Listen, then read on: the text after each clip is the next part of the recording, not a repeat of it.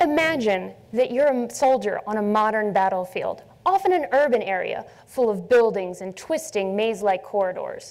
You're surrounded by sounds, gunfire, heavy machinery, footsteps, yelling and shouting, and constant radio contact between you and your squad mates. It's a complex auditory environment, and you need to focus on the sounds that are relevant to your mission and to your survival. But wait, something's changed. Is it footsteps coming from behind? A different pattern of gunfire? Would you have noticed that change in your auditory environment, especially if you were focusing on something else?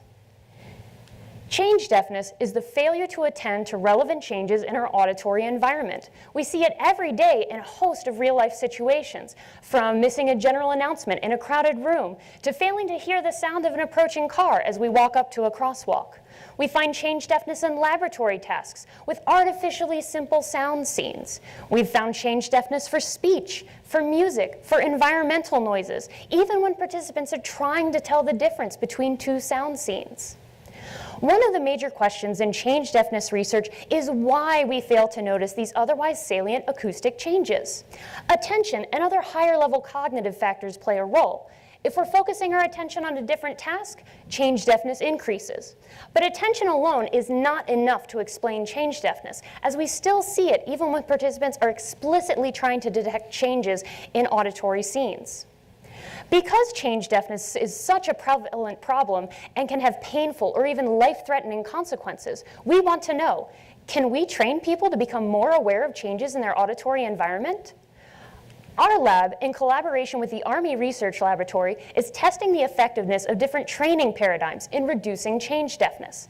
I spent this last summer at the Aberdeen Proving Ground in Maryland helping set up an EEG experiment that answers just this question. We're training soldiers and other participants different ways to listen to sounds, whether it's paying attention to the overall soundscape or trying to name each sound they hear individually. We're comparing their different rates of change deafness, and we're looking at their neural activity to see what changes in the brain when you catch versus when you miss that change in your auditory environment. Our goal is to understand why we fail to notice these relevant and salient auditory changes. This research helps us understand how we make sense of the sounds we hear and how we decide what sounds are relevant to us. We want to find the factors that underlie successful change perception so that the next time someone asks you, wait, did you hear that? You can answer with confidence, yes, I did. Thank you.